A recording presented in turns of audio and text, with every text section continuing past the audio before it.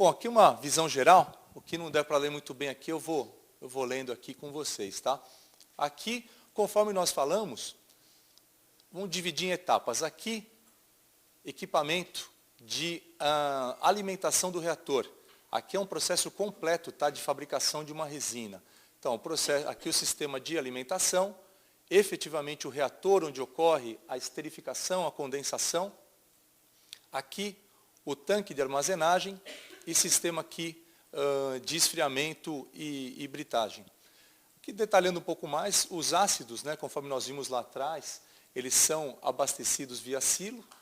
Aqui também entra o catalisador, os glicóis, o metilglicol, tudo mais aquilo que a gente já viu. Você tem uma linha de alimentação para o reator. Nesse reator ocorre a reação. Todos os itens são alimentados. Esse processo é um processo aqui mostrado, processo por batelada, portanto não é um processo contínuo, e sim você tem todos os reagentes entrando, a reação ocorrendo e o produto final saindo por batelada. Tá? Começo, meio e fim de cada processo. Aqui dentro, a obtenção desse tipo de resina ocorre a altas temperaturas, a faixa de 250 graus. Ela também ocorre em duas etapas de pressão diferentes. Uma em torno de 20 libras, a primeira com pressão, e a segunda parte, pressão atmosférica. Existe aqui uma saída, uma tendência de saída do glicol, então existe essa coluna aqui que recondensa, que retorna o glicol para o reator. Normalmente, esse tipo de resina estequiometricamente tem um excesso de glicol na reação. E, obviamente, esse aqui ocorre o retorno para o sistema. O que mais? No condensador, a gente tem aqui a temperatura de 25 graus, quer dizer, o glicol que ainda conseguiu escapar é recondensado e volta para um tanquinho, como a gente chama de armazenagem, e volta para o reator. Isso aqui é um esquema bem realista, tá, de como é que é a fabricação. Quem for atuar na indústria de resinas vai ver que é esse bicho mesmo, tá? É assim mesmo que funciona, né? Que mais? Aí na sequência, após essa etapa aqui, isso aqui é um processo que dura horas.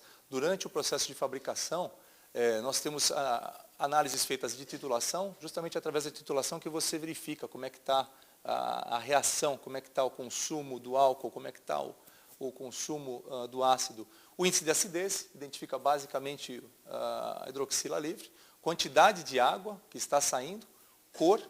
Todo esse equipamento aqui é feito em aço inox, ele é um item que garante a manutenção da cor ao longo do processo, e ponto de fusão. Depois do processo terminado, então, a gente tem aqui a temperatura de 250 graus, então o polímero já é fabricado. Mais para frente a gente vai falar um pouco de grau de conversão e tudo mais, que é um item que a gente usa para acompanhar. É transferido. Então, aqui de 250 graus, você tem a transferência para um tanque, um hold tank ou tanque de armazenagem, já na faixa dos seus 180 graus.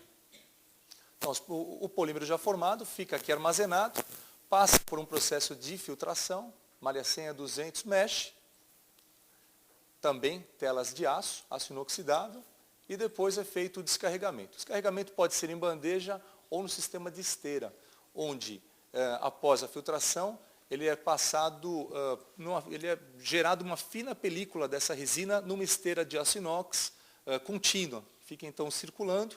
Essa esteira normalmente está a 10 graus para realmente garantir o esfriamento e a cristalização, vamos assim dizer, da resina, que passa nessa etapa de resfriamento e vai para um britador, onde é quebrado em partículas 8, 5, 3 milímetros, e depois vai para o sistema de armazenamento ou de embalagem final, né? De embalagem sacadeira, como a gente chama. Então, aqui é linha geral de processo. De novo, ressaltando, se tiver qualquer dúvida, qualquer questão, quiser que volte slide, é um caminho aberto aqui para a gente conversar. Características do processo. Então, a gente viu lá atrás os principais componentes, sistemas de alimentação dos monômeros que vão reagir, o tanque, ou melhor, o reator da esterificação, o sistema de condensação, o retorno desse excesso de glicol, reagindo na reação, entrando na reação, o tanque de armazenagem e depois o sistema de descarregamento. A cadeia se forma vagarosamente, vai se formando entre primeiro os dois, o álcool e o glicol, o ácido e o glicol, reação, dímero, trímero, polímeros e assim vai, oligômeros até o final o polímero. A reação ocorre em altas temperaturas, conforme a gente viu, e aqui é interessante, ramificações, linearidade, reticulação são controladas. Eu posso prever tudo isso devido à própria composição química. Então não há que se esperar nenhum tipo de reação anômala dentro do meu reator. Porque eu sei estequiometricamente o quanto entrou, o balanço do nosso material de energia, que a gente aprende na faculdade, e é assim mesmo que ele vai se comportar.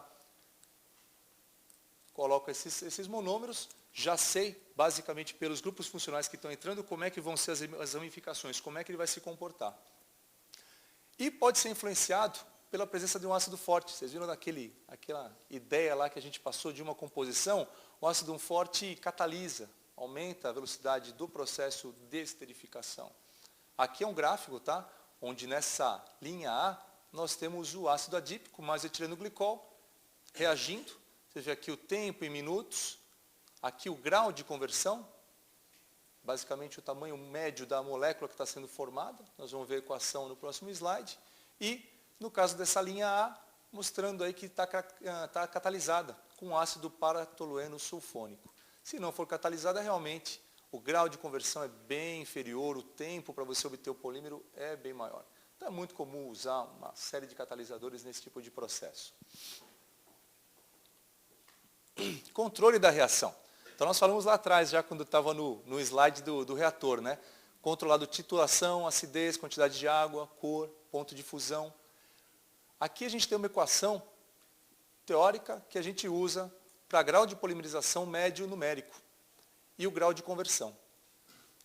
Para a formação de uma resina poliéster, o grau de conversão tem que ser acima de 99%, 99,5%. Senão você efetivamente não tem ainda a montagem do polímero, ainda está naquelas fases de oligômeros, um pouco de material livre reagindo ainda.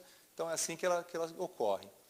E, vamos lá, aqui é aquela afirmação que eu coloquei. Você tem sempre um excesso de um dos monômeros para você poder controlar a reação e garantir o processo acontecendo. Então, os grupos funcionais têm que reagir. Então, você tem uma oferta, um excesso de oferta de um deles para garantir a reação total.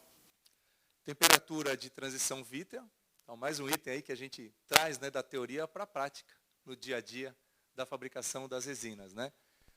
Próprio slide já traz do que a gente está falando, TG, muito importante, né? A passagem do estado vítreo para um estado maleável. Um ponto onde efetivamente você consegue recobrir, revestir. Nós vamos ver mais à frente em alguns slides aí sobre a aplicação. Sem ocorrência da mudança estrutural, isso é importante. Você não está degradando, mudando o polímero. Basicamente está apenas garantindo que ele possa fundir.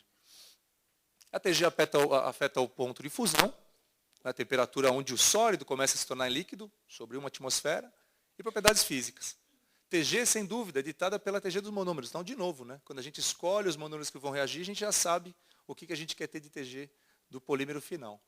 E outros componentes. Se a gente quer retardar ou aumentar a TG, né, de um polímero, você pode usar, por exemplo, benzoína, um agente de flow, outro tipo de material, também relacionado à aplicação que você quer ter, ou vantagem, característica da tinta que você quer ter no final.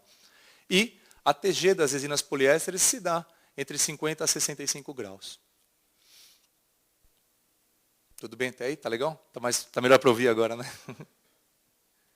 Ok. Aqui é um gráfico de TG. É feito num equipamento, tá? DSC, de calorimetria exploratória diferencial.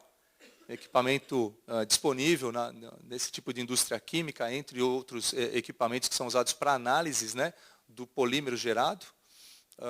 Aqui é uma curva típica, né, de uma resina gerada aí do tipo epóxi, né?